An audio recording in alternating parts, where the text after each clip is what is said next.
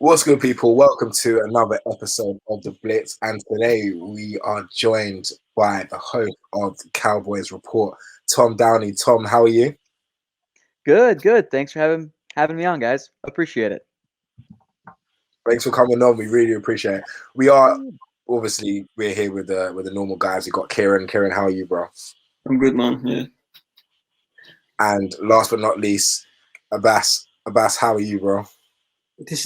I'm really good. This is the first time you've not introduced me as Brown Bayliss. It's funny you say that because we're talking about the Cowboys today as well. Yeah, exactly. Do you see what I did there? Because I don't want to introduce you as the Brown Bayliss. We're talking about the Cowboys today. And you know what? Let's go straight on to the big news that came out this week. Dak has finally signed. Jerry Jones has finally paid this man. Whether we think it's overpaid or not, we'll get onto that.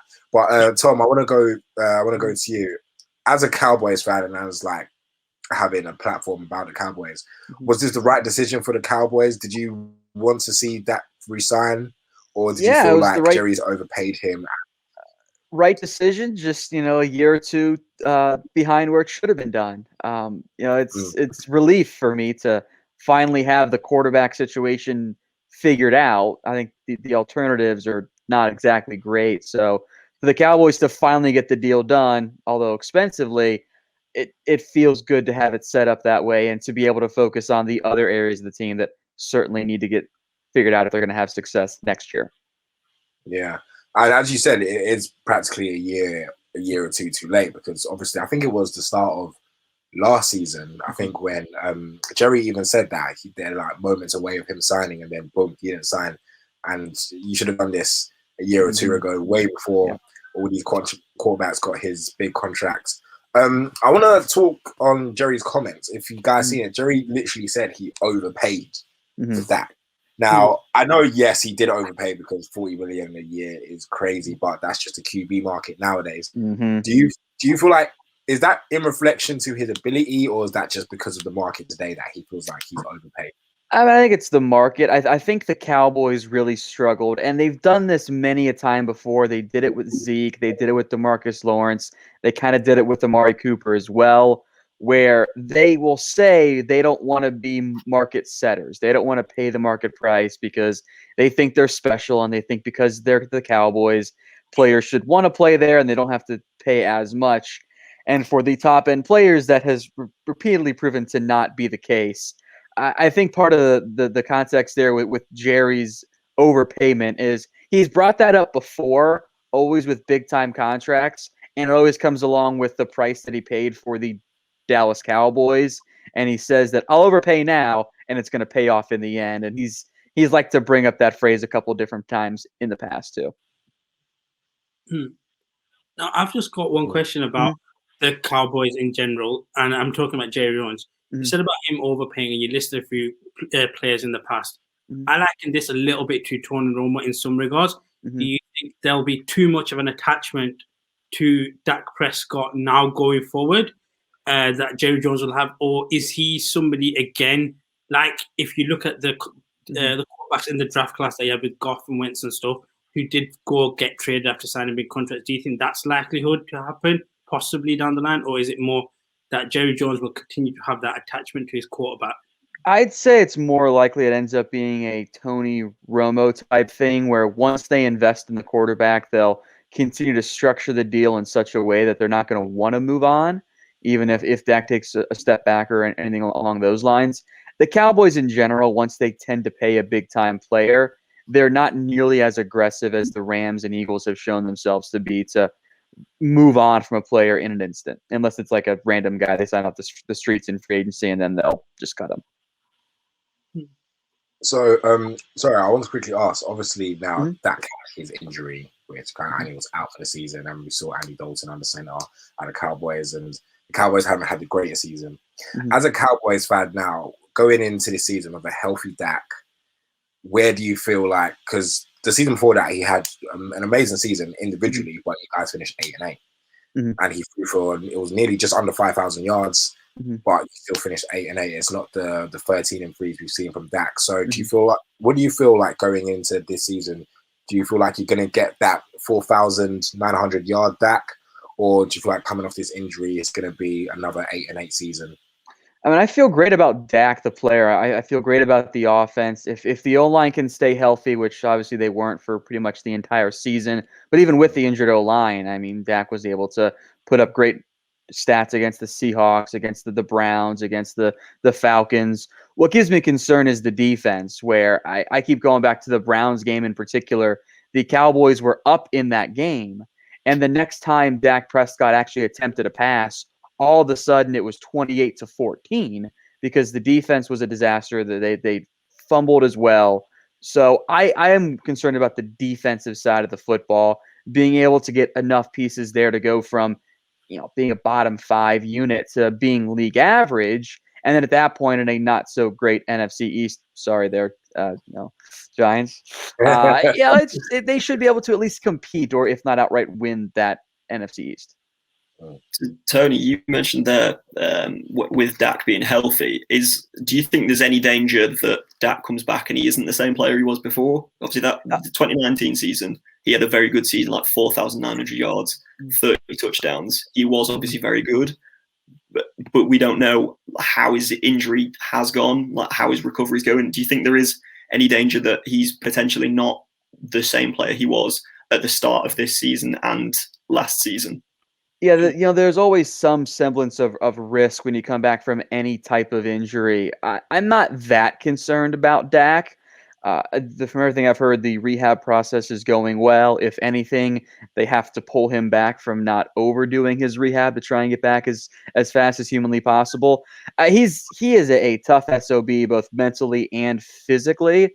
So I'm not concerned about too much about his rehab recovery. Frankly, I'd actually be more concerned about it as gruesome as that ankle issue was, if it were a knee or even a throwing shoulder injury. Yeah. So what you said about the offense, I am somebody that completely agrees with you. I really like the Dallas offense, and at the same time, again, defensively, I thought you guys were poor. There's a couple of names that I'm looking at for free agency, and I was just thinking on your opinions about them. So I have Rashad Breeland, who could be the more expensive, and then. And this is, he's the more cheaper. And then the one that I think you could steal from the Giants, and I think this is one that would take a bit more contract structure, and that's Dalvin Tomlinson. Out of your opinion, which of them two could be more likely, and how would they both, or if one or two, affect your team and help your team if they do so? Yeah, two names I like there. I would love to find a way to get Dalvin Tomlinson from the Giants. I know that Dave Gettleman loves his defensive linemen, and he never wants to let any of them leave. If I could get Tomlinson for the way this team is built on defense, where you can have Tristan Hill be a rotational piece, Neville Gallimore can be a rotational piece, but I'd love to find someone who is a much better run stopper than both of those guys. Would be an upgrade over Antoine Woods, and I think could still be on the field on most third downs. I think Tomlinson would be perfect for this team. And in terms of like my dream targets for free agency, that's actually one of my top guys on the list, especially since a lot of the safeties ended up getting franchise tagged. And there is a way that I don't know if the Cowboys would do it because they don't like to spend money in free agency. I do think there's a way they could get Tomlinson and still go pursue a corner like a Rashad Breeland, who I think would fit as more of a short-term guy and wouldn't prevent you from adding somebody in the cornerback class in the draft as well. Because the way I've looked at it, Tomlinson seems to be that guy, because you take somebody from the Giants, you weaken their team, you strengthen yourself, and that is essentially the recipe for success. Completely agree. How football works to win the division. So for me, that's the guy I would go for. But yeah, like I said, it wouldn't come cheap. And with the Dak deal and what you have in terms of salary cap right now, it's probably something that needs a lot of structure to work on. Yeah, the nice part of the way they did the Dak Prescott deal was, even though it's $40 million per year, they added some of those void years at the back end that are fake, and his cap hit this year is only $22.2 million. So it's not that bad. I think that's like 13th or something in the NFL for this upcoming season. They restructured some of the offensive line deals, so they got about $19 million right now in cap space. So if they wanted Tomlinson, they could go get him. Just Stephen Jones and hasn't spent too much money in free agency as of late, so we'll see. I wanted to speak. So let's say we're going into the new season and Dak is healthy. Well, let's talk about Zeke, because I feel like Zeke he hasn't been the same since his rookie year, in my opinion. And he's been fumbling the ball a lot, and you can tell, like, when the Cowboys just lost to Aaron Rodgers in that game, where we're not going to talk about that pass, but you know what I'm talking about. Aaron Rodgers makes that pass and they hit that field goal, and we all know the story. But looking at that Cowboys offense, Zeke and Dak had like a 1-2 punch. And do you feel like what does Zeke need to do to get back to the Zeke we know he's capable of, and being one of the best running backs in the league? Well, I think part of the reason why Zeke isn't the same guy, I'll start with the fumbles to begin with. He got in his own head this past year, and he kind of almost had the yips to some extent when it came to holding on to the football. End of the year, it seemed to go away, so I think he'll be good there. I think of all the people who missed Dak the most on the field this year, I'd actually make the argument it was Zeke Elliott, because opposing teams weren't nearly as afraid of Andy Dalton as they were of Dak Prescott. The offensive line was super banged up, and even the starters that were out there, Connor Williams, the left guard to be specific, not quite the same caliber of run blocker as Ron Leary was back in 2016. So the offensive line was not as good. He didn't have the same quarterback, and in today's NFL, I think that leads to a pretty big impact on the back. He still did a fantastic job. I think this is the thing that Zeke does best, still probably amongst the NFL overall, is being able to turn a gain he's hitting the backfield. It should probably be a loss or a no gain, and being able to get 2 or 3 yards out of it. It's the explosive plays and the big plays that have kind of gone away over the past few seasons. I want to talk about somebody else also on the Cowboys roster already, CeeDee Lamb. I'm a big fan of his. I think he's one of the better rookie wide receivers from the past year. Obviously wearing the number 88 in Dallas, big shoes to fill. How much weight do you think there is on him to become like sort of a franchise wide receiver? Obviously he's next to Amari Cooper, who's a very good wide receiver.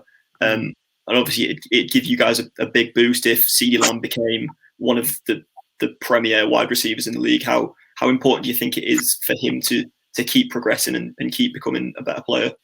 I think the presence of Cooper and Michael Gallup for now kind of lessened the pressure on CeeDee Lamb. But when Dak Prescott was out there, it seemed like Lamb and Dak had developed a fairly quick chemistry.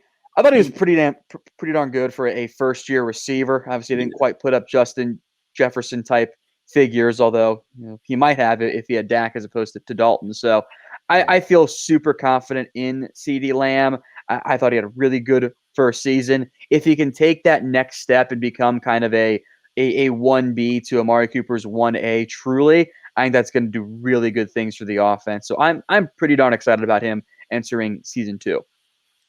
So on Amari Cooper, with the contract that he signed, I'm looking at it and I'm thinking it's more of a hindrance going down the line with the Cowboys.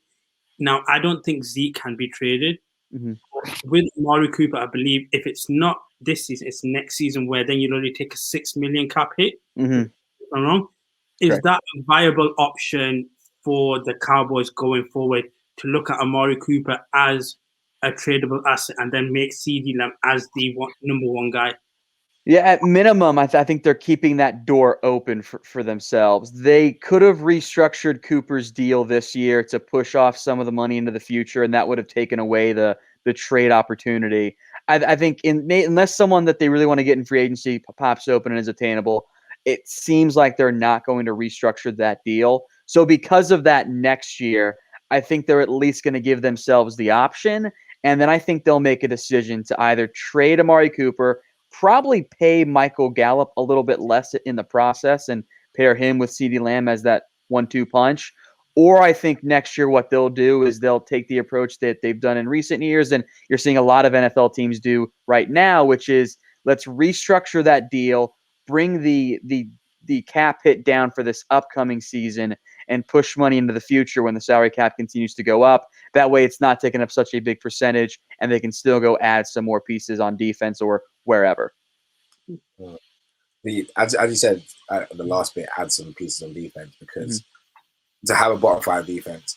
The NFC East, I'm sorry, guys, the NFC East is the worst division of football at the moment. As we saw, the fact that the Washington football team made the playoffs. So it's really not hard to win this division. Yeah. Like in that division. But you could see with Washington had a better defense than you. So what pieces on the defense are essential for you guys to at least make the playoffs next season or just become a decent team? It's almost easy to answer which pieces they have on defense at this point. Defensive end, I feel good about DeMarcus Lawrence and Randy Gregory as at least 2 of your top 3 or 2 of your top 4. So I think you're looking at least for one more good rotation piece out there. I would love to find, kind of like we mentioned earlier, a legit impact, reliable defensive tackle, because they have 3 kind of sort of rotation guys right now, but no one really that concerns you on the interior if you're an opposing offense. Seems like they're going to roll it back with Jalen Smith and Leighton Vander Esch, so we'll see about linebacker, but I'd love to get a faster guy in there. In the back end, you've got Trevon Diggs at corner, and that's kind of about it under contract right now. Anthony Brown can kind of be the number 4, but you're looking for at least a number 1/number 2 guy on the outside. You're looking for a new nickel corner to replace Jordan Lewis. And then I think you can get by with Donovan Wilson at strong safety, but for what I think they're going to do in Dan Quinn's scheme, you need an impact free safety, a guy who can play that cover 3, cover 1, middle of the field role. Those guys are tough to find. So there are a lot of pieces on defense. They got to figure out if they can get a couple of those guys, I think they can get closer to being that middle of the pack defense. I think one thing for me, like how Tony mentioned, and you also said about your defense being poor, and then Washington being the elite of the division when it comes to defense. And for me, looking back at the playoffs last season, they gave Tom Brady the hardest match in the entire playoffs, and that's saying something considering they've come out of the worst division. Do you think then for the Cowboys, if they aren't able to restructure their defense, how we are speaking about it now, can a healthy offense then outweigh that and outset that and allow them still to be, I guess, making the playoffs or winning the division? It's going to be difficult. I think that they're certainly going to be in the discussion there. I think the Eagles are going to have a bit of a reset year, depending on if they roll with Jalen Hurts or not. So we'll see. If Washington gets a quarterback of some type, they're going to be a very dangerous threat. And I think not just in the NFC East, I think overall. I really think they're mostly just a quarterback away. As for the Giants, if Daniel Jones takes a step forward, which I'm not convinced he's going to, they've got some intriguing pieces as well. But if the offense is as good as what it was last year, where they were able to compete in games they had no business in competing against most of the playoff teams they ended up facing that season, had they had Dak Prescott healthy, I think they win the division fairly easily, which isn't saying much because it was so bad. But with a healthy Dak, I do think this team is a legit NFC East threat. The thing is, I just want to go on that. The thing is, with a healthy Dak, you don't want, as much as a healthy Dak can win you games, you don't want Dak to be behind a lot of games and chasing games. Of course. That's how a healthy defense is so important, because you can have a good quarterback, but if you're chasing games constantly, you don't want that. You don't want to be down. It's like a Matt Ryan situation. Do you know what I mean? Like, how many times have you seen the Falcons down? I was just going to say, we went through it as the Saints when we had no defense for years, and Breeze just throwing 5,000 yard games, and it was that seasons, and it wasn't getting exactly. Because that's the thing. Like, as much as we've seen, because especially when Dak won that, where he got the 4,900 yards. A lot of the, I don't want to sound like that guy, but a lot of the yardage was when you were 8-8, but a lot of the yards was in the fourth quarter. Was it? Can we say it was garbage time throws? I say no, because we would have said it was garbage time against the Falcons, and then they won that game somehow. Yeah, somehow they beat the Falcons. Yeah, so I say it's not garbage time, but it is like desperation comeback time. Yeah, and Dak is very good at that, as we can see. Like he's very good at, if I need a 2-minute drill, I don't mind having Dak Prescott on the center. But you don't want to have that currently throughout the regular season because you need a decent defense. As Tom said, if you just have an average defense, it's just gonna. I feel like with an average defense, Dallas wins this NFC East hands down, in my opinion. Unless Washington do get a quarterback, then it's a different story. But on the, I thought. Oh, sorry. Sorry, I was just going to mention on the like getting Dak Prescott trying to chase games. I think I can't remember exactly how many it was. I think almost 15 game-winning drives in his first 3 seasons, which was like the most anyone's had in the first 3 seasons since like 1960. So I don't think it's a problem that if you go behind. I think he's one of the better quarterbacks at being in that position where you have to save the game, and I think he's fairly comfortable in going out and saying like he's going to go and do that. Yeah. I mean, they would have done it week 1 had they not called the offensive pass interference on Gallup against Ramsey. Totally changed that game. That wasn't offensive, but the refs. I unbiased. I agree. There's one thing I'm quite interested in, and that's the coaching side of things. So obviously, Jason Garrett was the guy, he was Jerry Jones's guy. He was there for a significant period for the Cowboys. And for me, as a team, as a franchise, considering your class as American team, quite underachieved, if I'm honest. And I think a lot of people, that's the general consensus. With Mike McCarthy, although he's been there for 1 season, it wasn't a healthy season. Where do you think, or what do you think he can do to change the Cowboys to make them, 1, a playoff team or a genuine playoff team, and 2, I don't personally believe that, but if you have certain Cowboy fans, Super Bowl contenders, do you see them as just a good playoff team, or do you see them as potentially Super Bowl contenders if they sneak into the playoffs? Acknowledging that once you make the playoffs, anything can happen. I think for now they're more of a playoff contender. Kind of like you mentioned, I think the Saints, back when they didn't have that defense, those 7 and 9 years. Obviously, now the Cowboys are playing in a lesser division, so maybe it's more like 8 and 8 or even 9 and 7. I feel like those teams are actually kind of comparable, where the offense is good. I think the coaching is good enough. McCarthy is no Sean Payton, but there was more aggression from McCarthy this season, and I hope that continues. He got ripped a lot for that fake punt call against, I think it was against Washington, if I'm remembering correctly, whichever game it was. I actually didn't hate the fake punt call because that game was about to get out of hand. Like the offense could not move the ball whatsoever, and I thought McCarthy actually had a good pulse on the team of knowing this game is about to get out of hand. We need a spark of some type. Of course, the spark went the other direction, but I always criticized Garrett a lot because he was very conservative to a point that it drove me insane. And especially in close games, his philosophy was, okay, we're playing a good team. Let's just try and keep it close. And they would run the ball a lot, try to control the clock. And with the way this Cowboys offense is built, I do think they're better served what they were doing early on in the year, which was being aggressive, going fast, being up-tempo, getting as many possessions as possible, because they were going to be able to convert a lot of those types of opportunities. So I'm not sold on McCarthy yet. If the offense and Dak stay healthy and it's a similar result, I think they should at least consider making a quick change, because McCarthy's an experienced guy. It's not like he's going to suddenly get drastically better. If he's not good enough now, I don't think he's going to get better in a year or two. My thing with McCarthy is you have Aaron Rodgers and you made 1 Super Bowl. That's my only thing. Like, I'm not sold on Mike McCarthy as a coach going forward. But that's Green Bay though. Listen, Green Bay have had practically 2 Hall of Fame quarterbacks in the past 20 years, and have how many Super Bowls to like.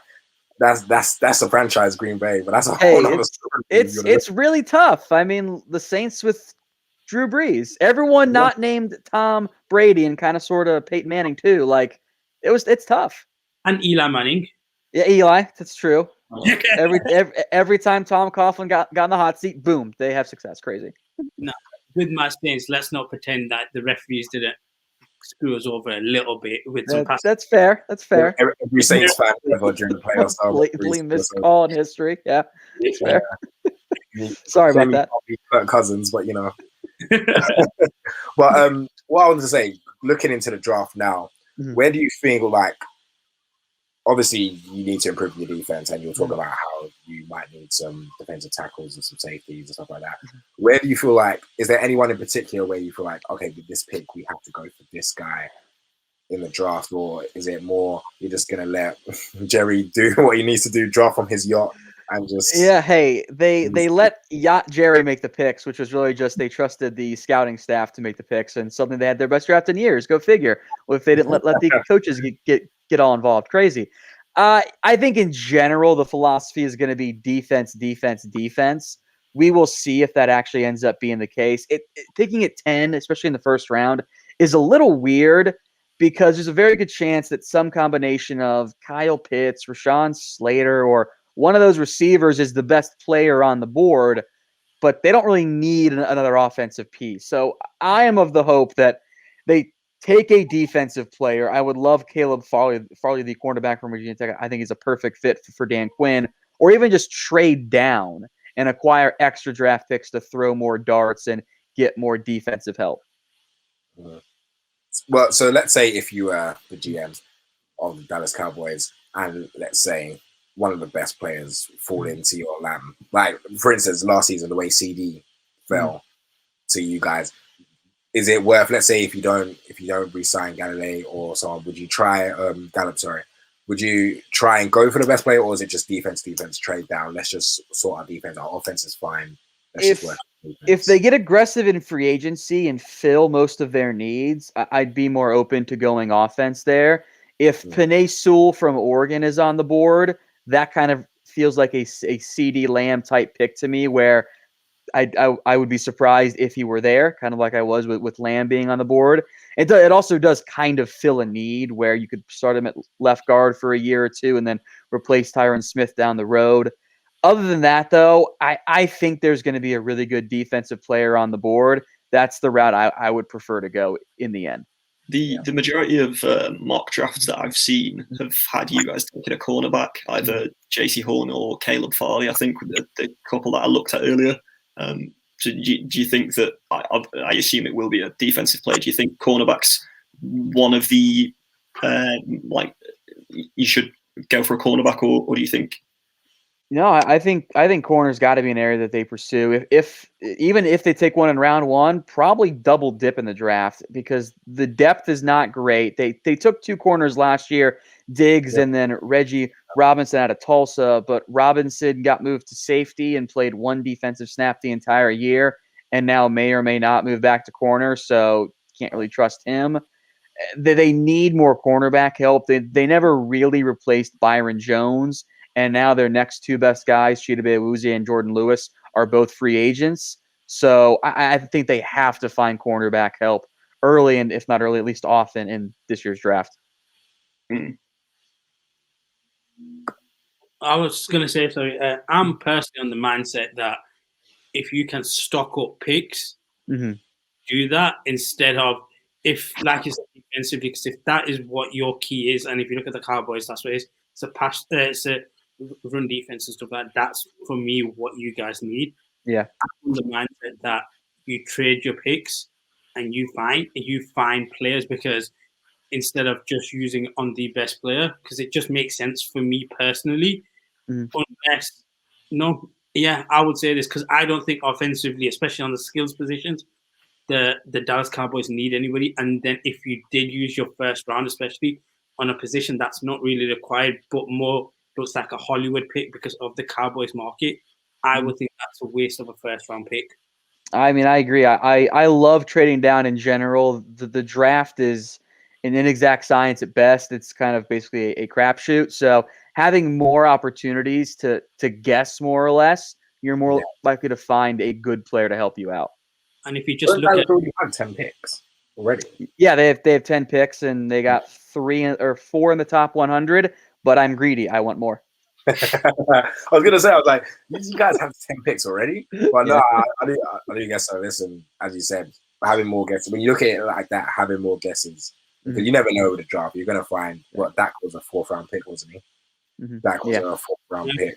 Somehow CD a late 4th round pick. He wasn't even their first 4th round pick. They took an Oklahoma defensive end named Charles Tapper, who never did anything in the NFL before him. And you got everyone in the draft is cheap. Yeah, exactly. Yeah. No, it is true.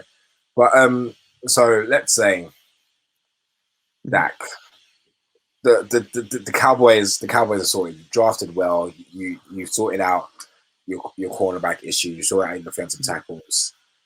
If you had to give a record, I know this is very hypothetical. Yeah. But if you had to give a record of, let's say, a full-on healthy team and the team you want to see line up on week 1, where do you see yourself ending the 2021 season? Is it 20 or 2022 season?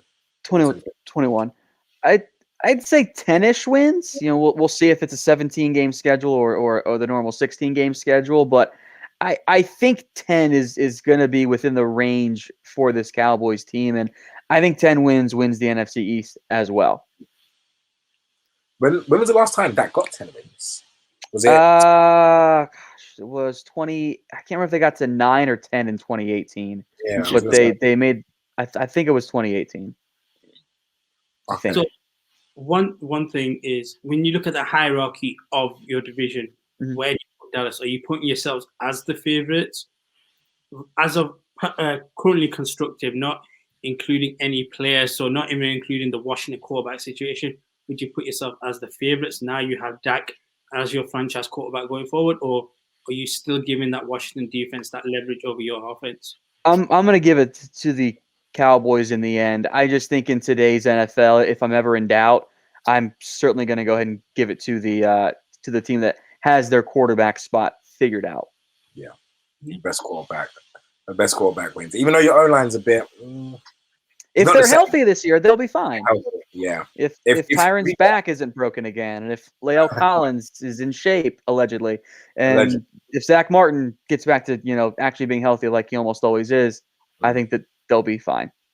Yeah, because you guys did have for nearly 1 or 2 years the best O-line in the league. Like obviously now I look at good O-lines, I'm thinking the Colts. Oh, for sure. Like yeah.